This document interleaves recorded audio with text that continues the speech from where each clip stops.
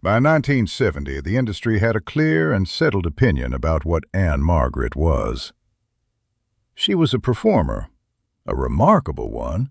The particular combination of physical vitality and musical ability and stage presence that she brought to everything she did was widely acknowledged as exceptional. Las Vegas loved her. Television audiences loved her.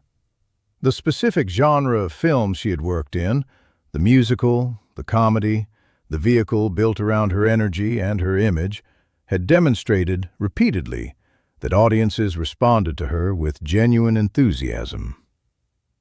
What she was not, by the industry's settled opinion, was an actress. Not in the specific, exacting sense that serious drama required.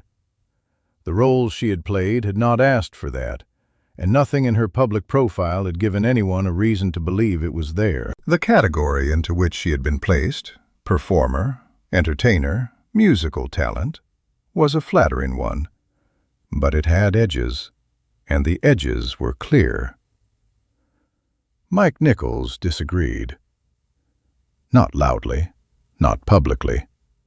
Simply by casting her in Carnal Knowledge against the uniform advice of everyone who told him not to, and then waiting to see what she did with what he had given her. Ann-Margret accepted the role, knowing that it was unlike anything she had done before. The character Bobby, a woman whose relationship with the film's central male character spans years, and whose emotional arc traces the specific, accumulating damage of being with someone who cannot see her clearly, was not a role that her existing career had prepared anyone, including her, to expect her to play. She prepared for it the way she prepared for everything, methodically, completely, with the discipline that those who worked with her consistently described as one of her defining qualities. She read the material repeatedly. She discussed the character with Nichols at length. She brought to the preparation the same focused attention she brought to a new Las Vegas show, the same belief that the work required everything and that everything was available if you were willing to give it. What she could not fully prepare for was the experience of the actual filming. The way that the preparation for a scene and the scene itself are always different things, the way that the controlled environment of preparation gives way to the live, unpredictable reality of a camera rolling and a director watching, and the other performers doing their work in real time. The scene that most clearly demonstrated what Nichols had seen when he made the decision to cast her, the scene that later reviewers and the actors who worked with her would point to as the moment where the film's understanding of her shifted, was not planned as a defining moment. It happened in the way that the best things in filmed performance sometimes happen, not from execution of the plan, but from the plan running out and something else taking over. Mike Nichols, by 1971, was one of the most respected directors in American film.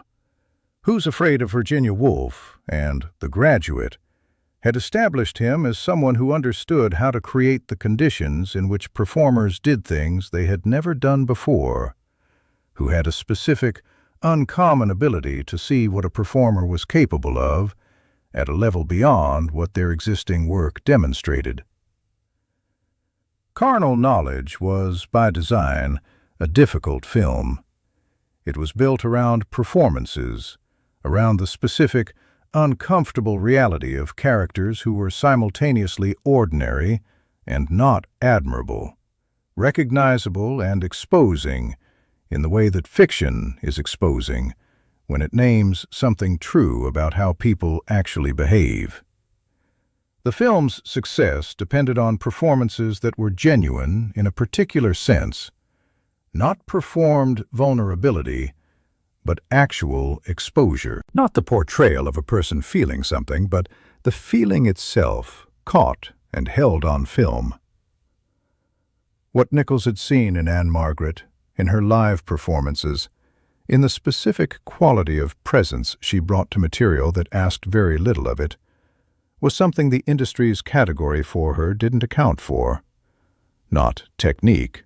Technique she had in abundance, and technique was not what carnal knowledge needed. What he saw was something underneath the technique, a quality of emotional reality that the energy and the performance surface concealed but did not eliminate. He wanted to see what would happen if the technique was not the point. What happens on a film set when a performance goes to a place that was not planned for is not always recognizable in the moment as significant. Sometimes what feels like a genuine breakthrough in the set's real-time experience is less than that when the footage is reviewed. The controlled environment of an editing room and a viewer's screen removes the social reality of the set, and what remains is simply what the camera captured, which may be less than what the room felt. This was not one of those cases. When Nichols reviewed the footage, what he found confirmed what he had felt watching it live. Ann-Margret had done something in that scene that the footage held completely. The editing room did not diminish it. The screen did not reduce it. What had happened on the set was actually there, documented, preserved, available to be seen by anyone who watched the finished film. The performance in Carnal Knowledge earned Ann-Margret an Academy Award nomination for Best Supporting Actress. It was the first time the industry's formal recognition system acknowledged what Nichols had seen when he made the casting decision, that the category in which she had been placed did not contain her, that there was something in her that the category of entertainer and performer had been inadvertently obscuring, not because anyone had tried to obscure it, but because the roles she had been given had not asked for it, and so it had gone, for years, unseen by everyone except, apparently, Mike Nichols. And Ann-Margret herself, who had always known it was there but had never been given the room to use it. The scene involved Bobby at a moment of accumulation, when the long history of the relationship and what it had cost her arrived at a visible surface. It was not, on the page, the kind of scene that requires a great performance to work. It was the kind of scene that requires something more specific and more difficult. A performer who can actually inhabit the feeling, who can let it be present without managing it into a shapelier version of itself. What happened when the camera rolled was something that Nichols later described as one of the clearest examples he had encountered of a performer discovering something about themselves in the act of doing it. Not finding what they prepared, finding something they hadn't prepared for because they hadn't known it was there. Ann-Margret did not give a performance in that scene in the ordinary sense. The distinction that the people who were on set described was precise. She stopped performing and started being. The managed quality of what a skilled performer brings to a scene, the awareness of the camera, the calculation of how the work will read, the control that separates executing the scene from the raw material the scene is built from, was not present. What was present was the feeling itself. The crew, who had been working on the film for weeks and who had seen a great deal of good work, went quiet in a way that sets do not normally go quiet. Nichols let the camera run. Carnal Knowledge opened in 1971 to the kind of critical reception that films which do something genuinely new tend to receive: strong, divided, and argued about.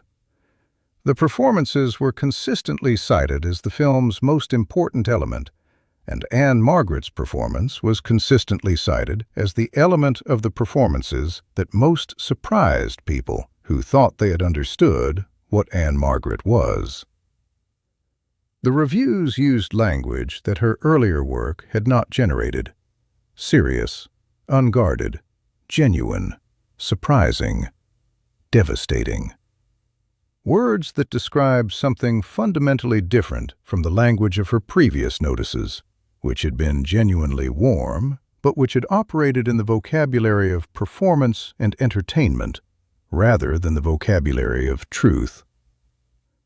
The Academy Award nomination, announced the following year, represented the industry's formal acknowledgement of what the reviews had already said, and it did something beyond the recognition itself. It changed the kinds of films that were possible for her.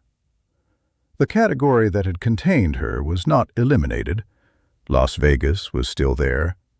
The musical and comedy work was still there. The audience that loved the original version of Ann-Margret was still there.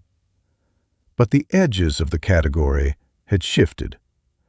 There was now room in the understanding of what she was for something that had always been present, but that carnal knowledge had made visible. Mike Nichols had cast her against the industry's advice. He had been right.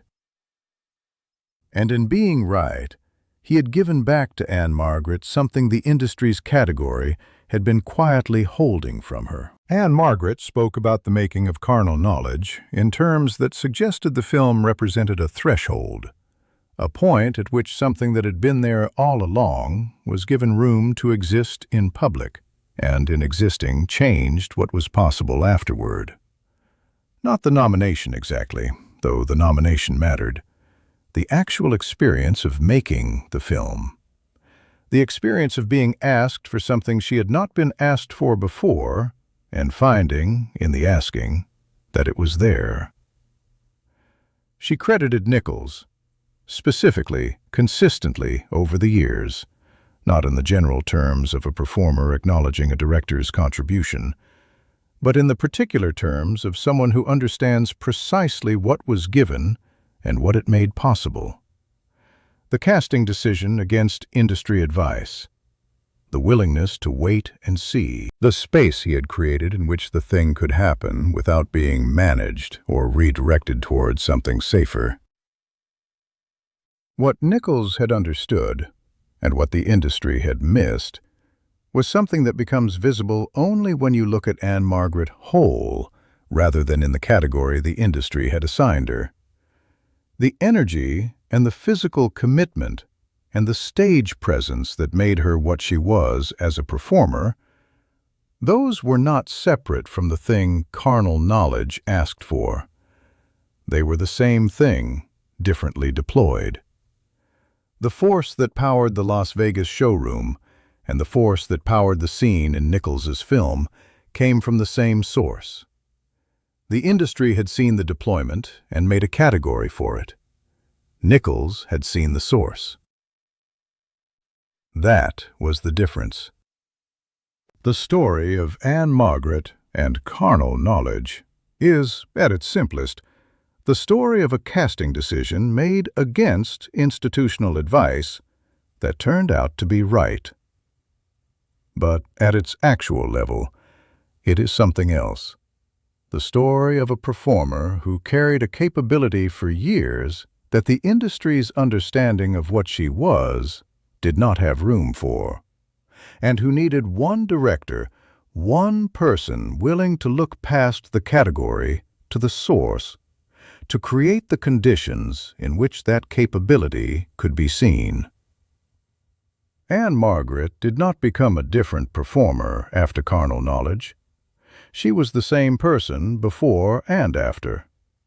What changed was the legibility of what she had always been, the room in which the full thing could be received, rather than the portion of it that the category allowed. Mike Nichols cast her against the industry's advice. One scene proved he was right. And everyone who saw that scene understood something about Ann-Margret that the entire previous decade of her career had not quite made clear. That what the industry had been calling a performer was, and had always been, also an actress. The category had been the problem. She had never been.